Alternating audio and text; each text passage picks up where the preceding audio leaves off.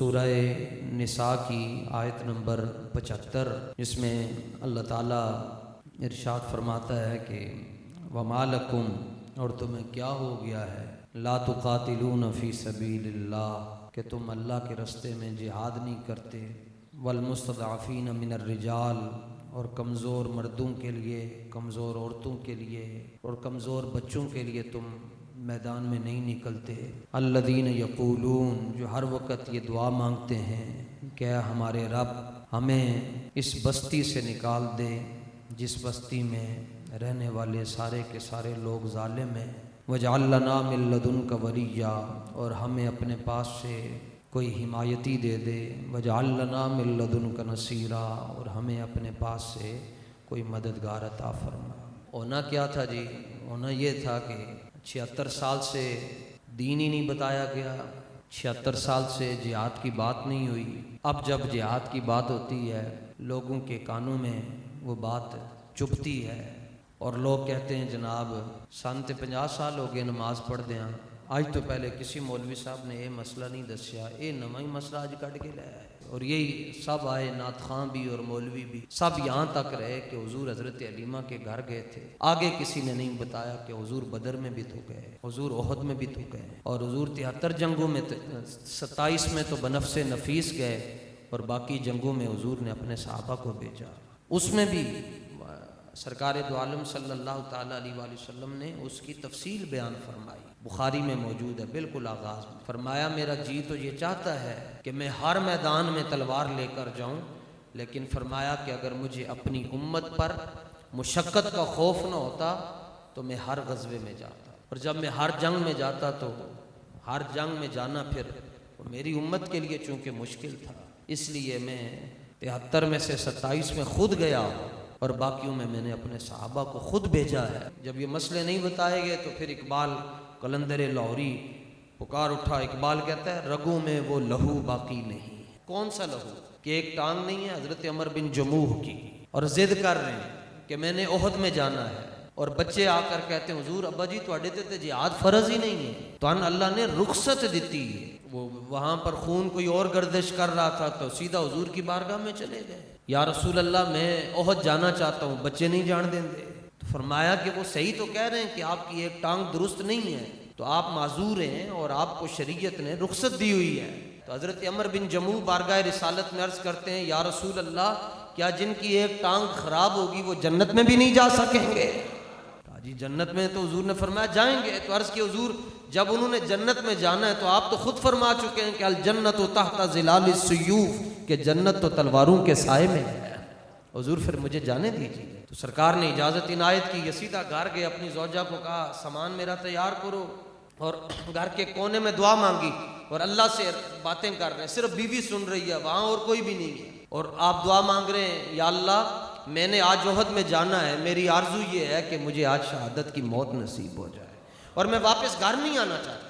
شہید ہو گئے جی، سرکار نے فرمایا کہ لے چلیں جی جنہوں نے اپنے اپنے شہداء کو لے کر جانا ہے۔ تو حضرت عمر بن جموح کی لاش مبارک تھی، آپ کا جسد مبارک، اس کو سواری کے اوپر رکھا گیا، اوپر سے باندھا گیا کجاوا، مدینہ منورہ کی طرف ہانکا گیا، لیکن سواری آگے جانے کا نام ہی نہیں لیتی۔ تو انہوں نے سارے حربے استعمال کیے لیکن جانور مدینہ کی طرف، اور 2.5 کلومیٹر کا سفر ہے، جانے کا نام ہی نہیں لیتا۔ آپ صحابہ کی عادت دیکھیں کہ ان کا جانور اگر وہ کام نہیں کرتا تو صحابہ اس کا مسئلہ بھی رسول اللہ کی بارگاہ میں رکھتے ہیں، حضور ایتھے کی کر رہے ہیں، حضور کی بارگاہ میں جا کر کہا حضور جانور آگے نہیں جا رہا، سرکار نے فرمایا اس نے جانا بھی نہیں ہے۔ یا رسول اللہ کیوں؟ وہ کہہ رہے ہیں کہ مدینے لے کر جانا ہے، فرمایا نہیں، عمر بن جموح کی جا کر زوجہ سے پوچھو، یہ جب گھر میں تھا صرف اس کی زوجہ سن رہی تھی، خدا سن رہا تھا اور میں مصطفیٰ سن رہا تھا، کہ یہ گھر میں دعا مانگ کے آیا کہ یا اللہ میں نے واپس جانا ہی کوئی نہیں ہے۔ تو فرمایا اب چونکہ یہ شہادت کی آرزو لے کر آئے تھے اور یہ شہید ہو گئے ہیں، لہٰذا اعزاز ان کو یہ دیا جائے گا کہ ان کو میرے چچا کے ساتھ دفنایا جائے گا۔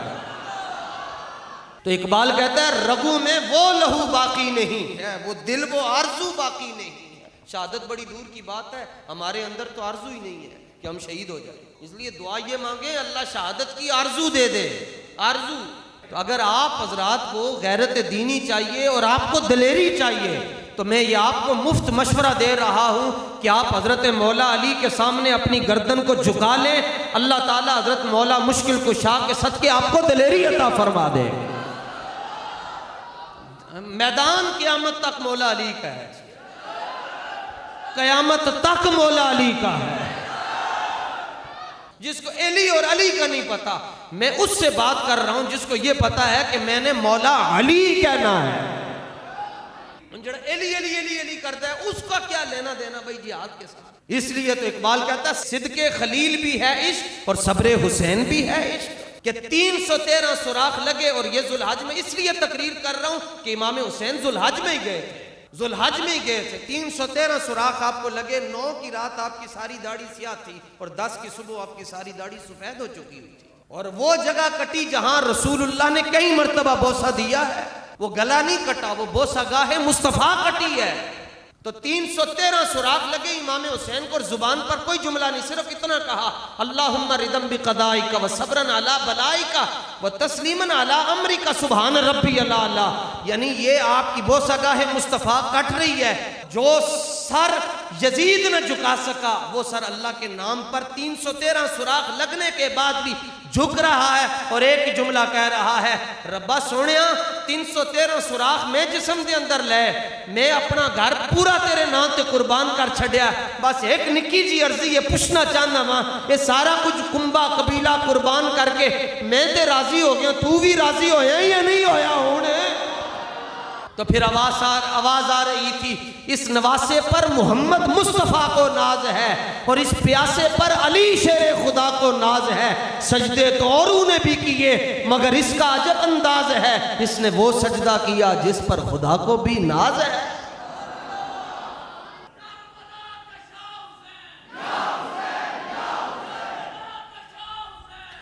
تو رگو میں وہ لہو باقی نہیں ہے، وہ دل وہ آرزو باقی نہیں، نماز و روزہ و قربانی و حج یہ سب باقی ہے، تو باقی نہیں۔ اور پھر آپ خوش نصیب نہیں ہیں کہ آپ یعنی کوئی کس کا دفاع کر رہا ہے، کوئی کس کا دفاع کر رہا ہے، آپ کو تو ناز ہونا چاہیے کہ آپ کی زبان پر ختم نبوت کے ترانے آئے ہوئے ہیں یار، ناموس رسالت کی آپ بات کرتے ہیں۔ اعلیٰ حضرت کو بڑے لوگوں نے چھوڑا، پھر آپ نے فتاوی رضویہ شریف کی جلد نمبر 15 صفحہ نمبر 87 پر جملہ لکھا، فرمایا تم کہتے ہو کہ احمد رضا سخت تقریریں کرتا ہے، فرمایا پوچھو تو صحیح سخت کرتا کیوں ہے، اور کتنی سختی؟ کتاب لکھنے کے لیے آپ کو یکسوئی چاہیے، آپ کو تنہائی چاہیے، لیکن ایسے جاتے جاتے اعلیٰ حضرت ادار نہیں کرتے تھے۔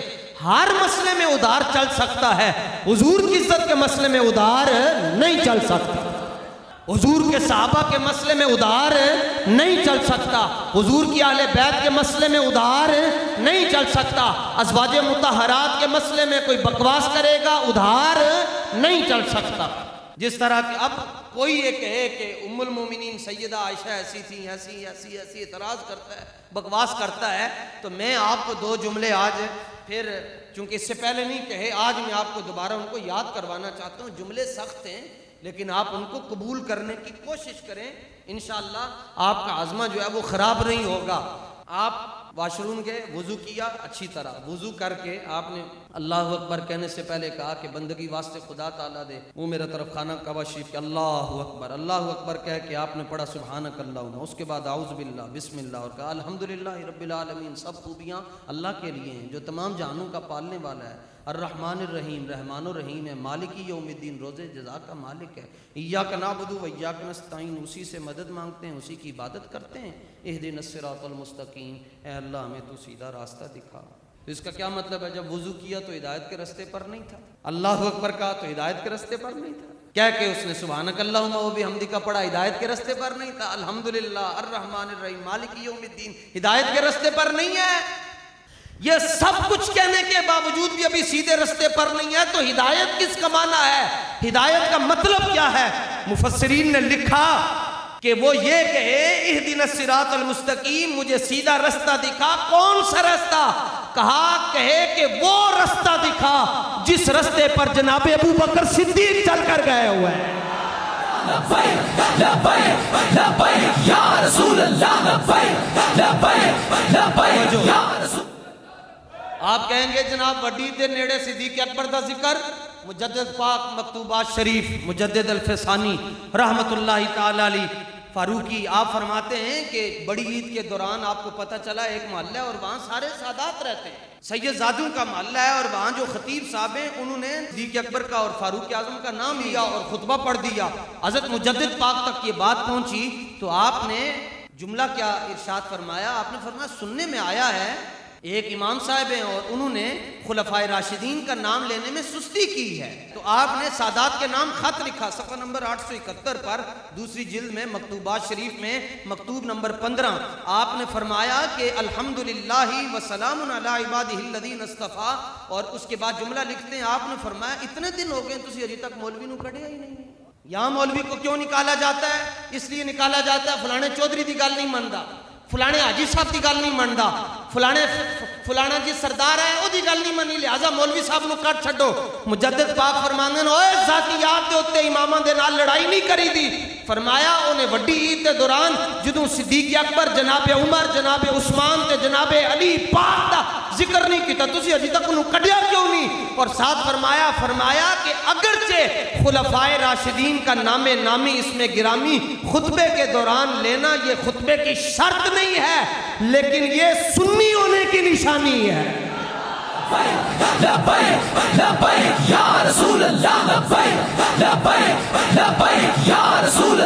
नारा तहकीक, नारा तहकीक। हम जो ये बात सख्त करते हैं ये अपने पास से नहीं करते, याद हजरत ने और सफ़ा नंबर 87 पर जिक्र किया है। फरमाते हैं कुछ लोग कहते हैं अहमद रज़ा बड़ा सख्त है, जवाब क्या देते हैं? फरमाया अल्हम्दुलिल्लाह, और आगे जुमले सुनिए।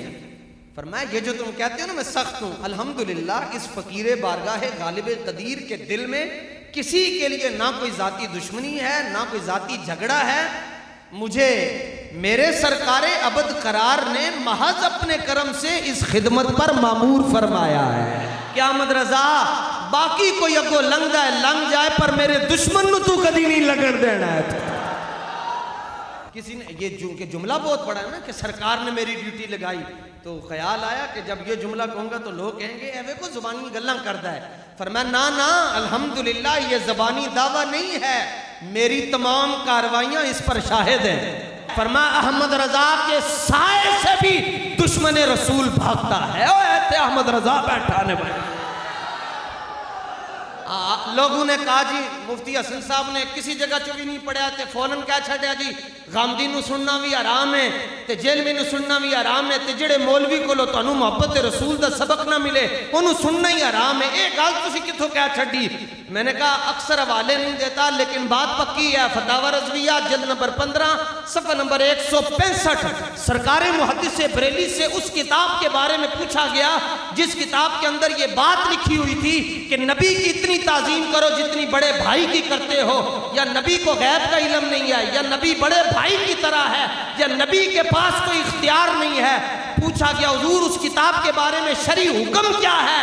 फरमाया उस किताब का पढ़ना जिना और शराब पीने से ज्यादा बदतर हराम है। क्यों? फरमाया शराब पीने से बंदा काफिर नहीं होता, जिना से बंदा काफिर नहीं होता, लेकिन जिस किताब में तौहीने रिसालत हो वो पढ़ने से बंदा दायरा इस्लाम से खारिज हो जाता है। मालकों की निगाह से ही बात करते हैं, ये मैं नहीं कोई गाल फट छट छड़ी जनाब जिस तरह कोई पढ़ी होते हैं जी एलो जी ए इतने दा नहीं थे इतने दा ले लो इतने दा नहीं, ये बात नहीं है। हम बोलते हैं लेकिन उससे पहले आला हजरत के मीज़ान पर उस बात को तोलते भी हैं। इसी हफ्ते में ताज़ा भी इसी हफ्ते में किसी बदबख्त ने हजरत सरकार सैयदा उम्मुल मोमिनीन हजरत जनाब अम्मा आयशा की शान में बेअदबी की है, तो मैं आज नया तारुफ करवाना चाहता हूँ जनाब सिद्दीक़ अकबर और उनकी बेटी का। ठीक है, फिर जब रसूलुल्लाह का विसाल होने लगा, नमाज का मसला आया तो हुजूर ने फरमाया मुरू अबा बकर फल्युसल्ली बिन्नास, अबू बकर को कहो कि वो नमाज पढ़ाए। और सरकार दो आलम सल्लल्लाहु ताला अलैहि वसल्लम आराम फरमा रहे हैं। इमामुल अंबिया सल्लल्लाहु ताला अलैहि वसल्लम ने वो फौरन आवाज़ सुनी, फरमाया ये नमाज उमर पढ़ा रहे हैं। कहा जी जी उमर पढ़ा रहे हैं। फरमाया उमर को कहो नमाज छोड़ दे, अबू बकर को कहें कि वो नमाज पढ़ाए। किसको कहा कि अबू बकर को कहें? دو صحابہ ہیں، ایک حضرت عباس اور دوسرے مولا کائنات جناب علی المرتضیٰ یعصوب المومنین خلیفۃ المسلمین فاتح بدر و خیبر۔ ابو بکر کو کہو نماز پڑھائے لو اور پڑھو جا کر پیچھے نماز۔ پھر نماز پڑھائی صدیق اکبر نے 1 2 3 4 5 6 7 8 9 10 11 12 13 14 15 16 17 نمازاں۔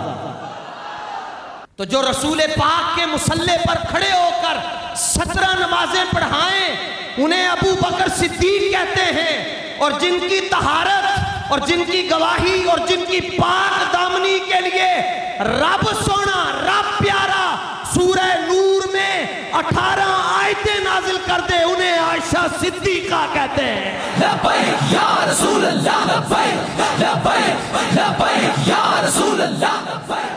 جو نمازیں پڑھائیں وہ صدیق،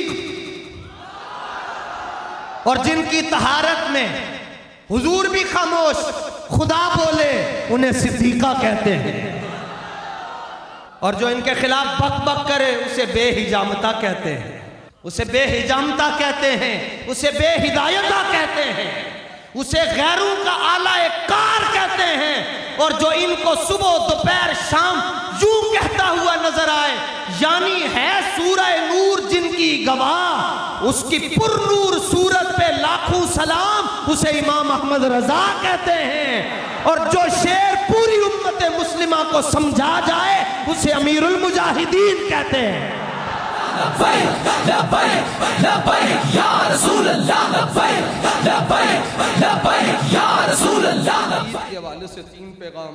تعزیرات پاکستان 298/B کے مطابق قادیانی اپنے آپ کو مسلمان نہیں کہہ سکتے، اپنے ٹٹی خانے کو مسجد نہیں کہہ سکتے، اس ٹٹی خانے کے اوپر مسجد کے میناروں جیسے مینار نہیں بنا سکتے، اذان نہیں دے سکتے، اپنے مذہب کو اسلام نہیں کہہ سکتے، حتیٰ کہ اپنے مذہب کی تبلیغ اور دعوت نہیں دے سکتے، اور نہ اعلانیہ اور نہ چھپ کے اپنی قربانی نہیں کر سکتے۔ اگر آپ کو کسی بھی جگہ پر کھلے عام یا چھپ کر کوئی قادیانی کوئی مرزائی قربانی کرتا ہوا جانور ذبح کرتا ہوا نظر آئے آپ 15 پر کال کریں، اگر پولیس آپ کا مسئلہ حل نہیں کرے گی تو لبیک والے آپ کا مسئلہ حل کرنے کے لیے۔ رسول اللہ، لبیک لبیک لبیک یا رسول اللہ، لبیک لبیک لبیک یا رسول اللہ، لبیک لبیک۔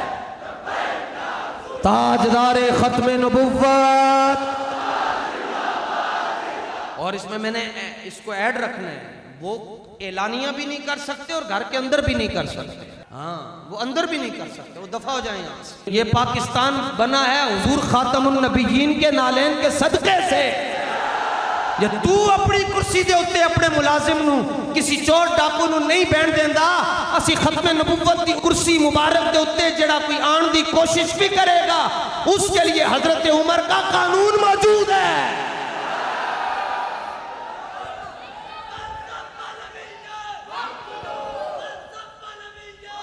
اور تیسری اور آخری بات، گوشت تسی کھانا ہے، ظاہر ہے گوشت کھا کے تو انہوں ہضم کرنے نستے کوشش کرنا کہ پیپسی تے کوک نہ پیو۔